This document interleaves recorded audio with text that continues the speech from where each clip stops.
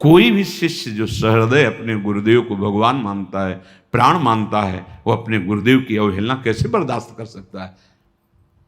हटा दिया, अब जिया नहीं जा रहा था। ये है गुरुदेव की भक्ति। जिया नहीं जा रहा था। कैसे उनके सेवा के बिना, उनके दर्शन के बिना कैसे जियो। अब जीवन तो धारण ही करना है, क्योंकि गुरुदेव का मेरा तो है नहीं कि मैं त्याग सकूं। जब गुरुदेव छुटवाएं तो जीवन छूट जाए। तो 2-3-4 दिन में जाते, जहां आटा मिलता तो घोर के पी लेते ऐसे आटा, बस प्राण पोषण होता है। गुरुदेव के बिना जीना क्या। और धीरे धीरे, अब शरीर तो शरीर है ना, अनुकूल पदार्थ ना मिलने पर धीरे धीरे पेट बढ़ गया और जलोदर जैसा रोग बढ़ा, उदर में परेशानी। एक दिन सनातन जी भिक्षा, अरे माई जल्दी दे दे, समय हो रहा है। तो कहा इससे तो अच्छा मेरा बाबा है, जो कभी कभी आता है आटा घोर के पीता है। ब्रजमंडल में ऐसा तपस्वी महापुरुष जिसका मुझे परिचय नहीं, तो किधर से आता है बताया, उधर झाड़ियों में रहते हैं। वहां गए तो अश्रुपुलकित भगवद स्मरण प्राण, पेट बढ़ा हुआ, बड़ा कष्ट। अरे ऐसा कैसे। तो हम पूरी बात बताई कि हमसे लगता है अपराध बन गया। कितनी उन्होंने ये नहीं सोचा कि अरे हमने, वो आपकी निंदा कर रहा था, हम उसको ऐसा नहीं, मेरे से अपराध। अगर गुरुदेव कह रहे हैं अपराध बन गया तो बन गया मेरे से अपराध। हिम्मत भी नहीं हुई कि मैं एक बार जाकर प्रार्थना करूं। गुरुदेव ने कहा दूर तो दूर। सनातन जी ने कहा चलो हमारे साथ चलो। गए साथ। तो उनका ठीक है इसने अपराध किया, लेकिन आप अपराध नहीं कर रहे। महाप्रभु का क्या आदेश है, जीवे दया। ये दया है आपकी। भक्ति में श्री रूप जी का प्रथम पदार्पण हुआ, लेकिन शरीर धर्म से पहले सनातन जी, सनातन और रूप। पर भक्ति में पहले, तो इसीलिए भक्ति में पहले रूप जी का नाम आता है, फिर सनातन जी।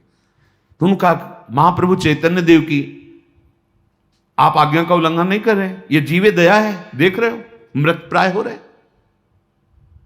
दुलार किया। ठीक, हमारा जीवन समर्पित है। अहम का जरा भी किनका गुरुजन बर्दाश्त नहीं करते, जरा भी। उनके अंदर द्वेष नहीं होता, उनके अंदर क्रोध नहीं होता। अहम शून्यता, ये अहम शून्यता ही महाप्रेम मिले। कई बार सत्संग में कहा है कि सबके अलग अलग वाहन हैं, कोई गरुड़ पर, कोई हंस पर, कोई मयूर पर, ऐसे आ। लेकिन हमारी लाडली जू का वाहन दैन्यता है। इसीलिए प्रीति की रीति रंगीलुई जाने, यद्यपि सकल लोक चूड़ामणि, पर दीन अपन को माने। हम लाडली जू के, गुरुदेव के प्रताप से जैसे भी हैं, चरण आश्रित हैं। आप सब जो भी हमारी श्री लाडली जू के शरणागत हैं, तो हमारे हृदय में ये नहीं बर्दाश्त हो पाएगा कि थोड़ा भी आप में अहम है। जहां दिखेगा आप बहुत सही चल रहे हो, बहुत अच्छे चल रहे हो, दूसरों से बताओगे आपकी प्रशंसा होगी, लेकिन यहां आपका वो अहम नष्ट किया जाएगा। अगर उसे बर्दाश्त कर गए तो अमोघश्च, इसीलिए लिखा मात संगस्त दुर्लभो दुर्गमो, फिर अमोघश्च। आपको लगता है कोई हम कार्य करे हमें शाबाशी मिले, आप करते तो शाबाशी मिलती। मेरी प्रिया जो ने करा है, तो जय श्री राधे बोलना है हमको भी मिलके और आपको भी मिलके। शाबाशी की क्या जरूरत है। यंत्र को बोले बहुत अच्छा माइक चल रहा है, शाबाश शाबाश, इसको बोले, इसको शाबाश बोले। तू बहुत बढ़िया बोल रहा है, बोल पाएगा? नहीं बोल पाएगा। ऐसे यहां मूकम करोति वाचालम पंगुम लंघयते गिरिम यत् कृपा तमहम वंदे परमानंद माधव। समझो, श्रीपाद कह रहे श्रुत सुहृदांधवान विद्धि बंधान, ये तुम्हें अंधा बना देंगे। कौन? मोह संबंध। और जहां से काम बन रहा है, कितना प्रेम है तुम्हें शरीर में, कितना प्रेम है शरीर संबंधियों में, और कितना प्रेम है इष्ट और गुरु में। आप अपने में देख लीजिए। कष्टम मिष्टान्न पानादिषु भज वसनाद्युज्वलत्वे त्रफेदाहा। हे भाई, जब तुम्हें अच्छे अच्छे पदार्थ पाने की लालसा जगे तो तुम्हारे हृदय में जलन पैदा होनी चाहिए। ये क्या खाते चले गए, पूरा जीवन हो गया, फिर भी आज ये देखो इंद्रियों की दुष्टता देखो। माता देहूति जी भगवान कपिल देव जी से कह रहे हैं कि भगवान मैं इन दुष्ट इंद्रियों को भोग देते देते ऊब गई हूं, प्रभु अब संभाल लो। ये दुष्ट इंद्रियां कभी नहीं तृप्त हो सकती, रोज ऐसी चटनी, ऐसा ये, ऐसा वो, ऐसा। प्रभु के नाम जपने में वो स्वाद नहीं आता, प्रभु का मंत्र जपने में वो स्वाद नहीं। धिक्कार है रसेंद्री को। कष्टम मिष्टान्न पानादिशु, अच्छे अच्छे पदार्थ खान पान की जब लालसा रसेंद्री में हो तो आपको जलन होनी चाहिए। बहुत ही परमार्थ बड़ा सूक्ष्म विषय है। ये तुम इंद्रियों की मौज को अपनी मौज मान रहे हो, तो इंद्रियों की मौज तुम्हें बार बार पुनरपि जननम पुनरपि मरणम का दंड देगी, तुम्हें उसका परिणाम नहीं दिखाई दे। तुम अपनी मौज में आओ। तुम्हारी जो मौज है वो स्वात्मानंद है, भगवदानंद है।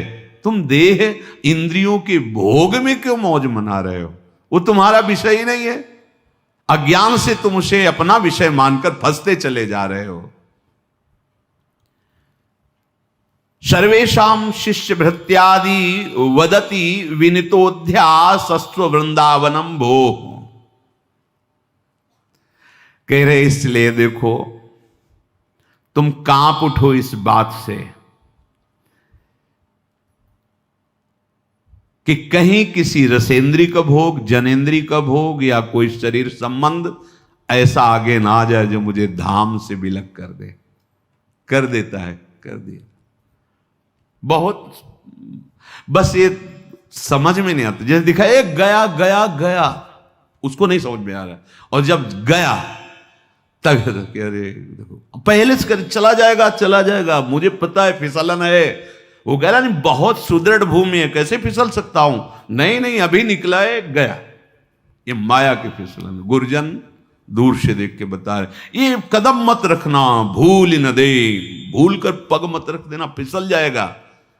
तभी कहा गया है कि चाहे शिव विरंच सम होई गुरु बिनु भव निदिता। एक कदम मत रखना, उनको दिखाई दे तुम्हें लग रहा है कितना सुख का ये रास्ता है और ये हमको रोक रहे हैं, इसलिए इन्हीं को छोड़ो, ये सुख का मार्ग पकड़ो। गया शिष्य कैसे? भृत्यादि दास की तरह। गुरुजनों के जब चरणों की शरणागति ली जाती है तो बिका हुआ जीवन होना चाहिए। जैसे रूप लाल हित हाथ बिकानी, तो निधि पाई मन मानी। गुरुदेव का तो भाव का ही तो संबंध है ना। आप जितना भाव देते जाओगे उतने ही आपकी कीमत बढ़ती चली जाएगी।